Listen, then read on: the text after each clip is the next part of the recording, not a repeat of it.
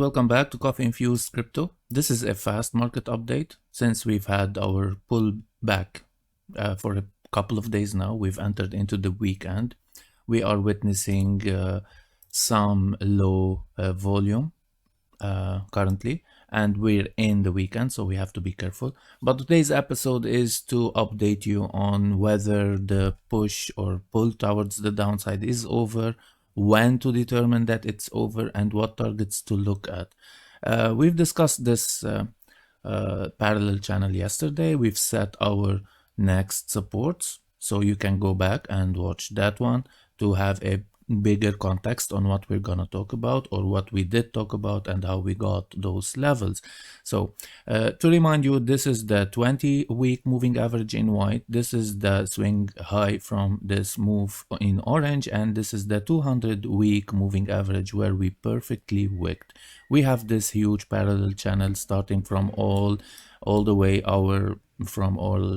it goes back till our lows, the lowest we got on Bitcoin, this move in this bear market. So to understand exactly how or where and when this push towards the downside is over, we have to deep dive into the lower time frames, and I'll show you exactly what to look for. So grab your cups of coffee, make sure to hit the subscribe button, like this video, and leave me your comments in the section below. This helps the YouTube algorithm. So to go into the lower time frames, the 4-hourly time frames, we need to check key things. Okay, so key things we want to look at is, first, we've set those as support, so those should act as support as we move, or if we move to the downside. The lower band from our parallel channel is right here, but on the 4-hourly time frame,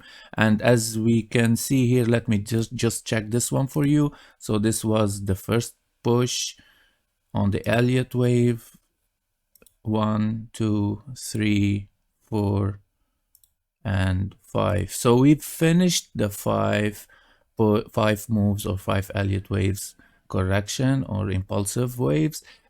We should expect a 1, 2, 3 correction now to the upside, but to make sure, what to look for is key and vital, and as I'm pretty sure you can see it. You can see the parallel channel, don't you? Well, you need to spot those out. So if we take this high from here, all right, and link it to our lows on this wick, this wick, right? So look at this, guys. So this is, always remember, Bitcoin price will move in channels, whether it was on the shorter time frame, whether it was on the bigger time frames. Bitcoin will tend to always move in channels. So we've spotted our lower time frame channel where we got let me remove the magnet. So yeah, we got resisted at around this area, resisted around this area, right? So, and supported around this area, supported around this area, and supported definitely around this area. And of course, we've had the middle of the channel acted as a resistance and support in a couple of occasions. So I think I can do this, move it a little bit here so that we can get an accurate, well, it's technically, yeah, this is technically the same. So, but I just wanted to link those, and now we can confirm that this channel is valid, since we've had a couple of connections on both sides, 2 on the top side and 1, 2, 3, 4, 5, 6, 7, 8 on the bottom side. So we can agree that this is our channel. So another thing I want you to look at in a downtrend is, I'm gonna flip my moving averages on the 4-hourly, and this is the white line that we want to look for. So the white line here is the 20 time moving average, and we're on the 4-hourly. So this is the 20 simple moving average, 24-hour moving average. And if you notice this white line, this, every time it will act as support, dynamic support, or resistance. So every time we kind of move, cross it to the upside, we shoot, and every time we lose it, we shoot to the downside. So notice, even here, we just tried on many occasions, and as soon as we broke out, retested, we shot to the upside. So this will act as a dynamic low time frame. Okay, it will stick with us. When we lose it, we will tend to come back and retest and revisit. As soon as we break it, we shoot. So this would be our first, and even here, if you notice, we were resisted or supported at this area by this moving average, and resisted at this area where we lost it and shoot to the bottom of our parallel channel. And then here is a fake out. The top of our parallel channel resisted us, pushing us all the way back down below it, and here we got resisted and rejected, and now we are approaching it again. So this would be the first indication that I want you to keep an eye on, the 24-hour moving average, and currently it is at $27,000. Okay, and it is coming down, we're going up, we're gonna interact with it. So this would be the first or the second one apart from the parallel channel. The third thing I want you to look at is our fixed range. All of this area, we were gonna take it and we're gonna check the fixed range. So the fixed range, or the value area low from the fixed range, because as you can see, this whole area had 3 key points. Okay, the value area high, the point of control where we've had the most volume, and the value area low. And with this pull to the downside, we lost the value area low, which will act as a resistance once we move back up. So here we have it, guys. The value area low is at 27,105. The 24-hour moving average is coinciding with it, so it's technically at almost the same target at $20,000 currently. And we have the top of our 4-hourly channel to the downside, so that would act as a resistance. So now we have 3 levels of support below us: 26,100 and 25,233, 24,600. Those are the 3 levels which will act as a support if we got pushed to the downside. Currently and we have now currently the middle of this parallel channel, which is at 26,600. So this will act as a short term, of course, low time frame, very close to our support as well, as you know. And on the upside, we have those two, the 20 and the value area low, which is at 27, and we have the point of control at the middle, which is at 28,000 currently $100. So that would be the approximate part. So those are the very close levels to look at. So the only way I would confirm that we did a reversal, we can also add one more thing. This is the top of our move. So this was the highest point in our move. Let me turn on the magnet. If we pull this from the top to the very bottom, the last wick of our move, and push to the side, what do we have? Actually, this was the top of the very recent move. So let's take the very recent top. So this was the last move we did.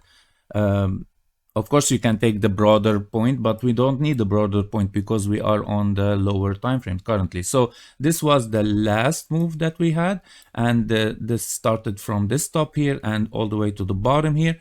And again, guys, on the very short time frame, this is what I'm looking for. This is how I evaluate things. We started here, right? We started at this point, went all the way down to the 0 Fibonacci, and always, or most probably, we are attracted towards the golden zone. As we always say, the golden zone is between the 0.5, 0.65. So those levels we need to watch. We have the 24-hour moving average, we have the value area low, and we have the top of our parallel channel. Those 3 levels are very important. Where are all of those? In the golden zone. In our golden zone, exactly, guys. So the only way I would confirm a reversal is by breaking those, definitely, like taking out those, okay, going into the golden area, okay, or golden zone, breaking the parallel channel, flipping it into resistance, into a support, breaking it, and flipping it into a support, retesting successfully. So in that way, I would have retested all of those successfully, and then having a push here. So to make things very clean and clear, the level that I would confirm that, of course, after a retest, expect always a retest. I want the move to be, okay, retested and solidified that yes, we crossed this, and yes, this turned into a support. So to be very clear, this would be the level, all right, 27,400, okay, that I would be confident and sure that yes, I went back into the golden zone. I retested all of my bunch of resistances around this area. Okay, I could retest here, I could retest here.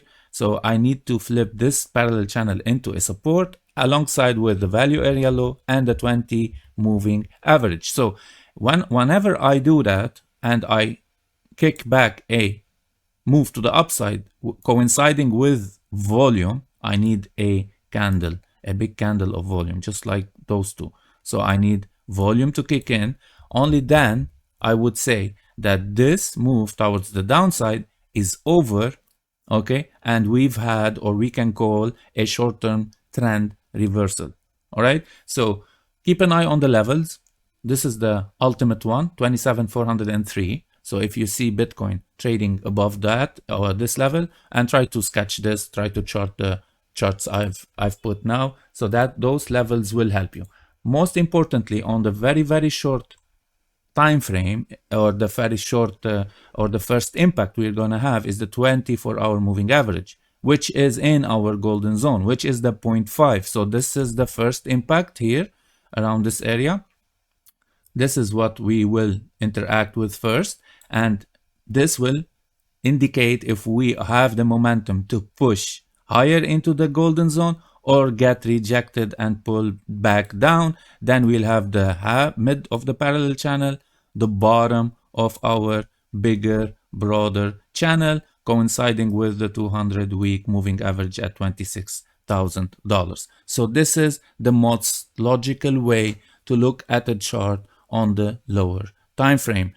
Have the targets with you, the upper targets, the lower targets, okay? And I will see you definitely today, maybe later, if any major update in the market happens. If not, keep those targets valid until we have the move either to the upside or to the downside, and so that you would know what to expect next, and definitely don't get wrecked in between the moves.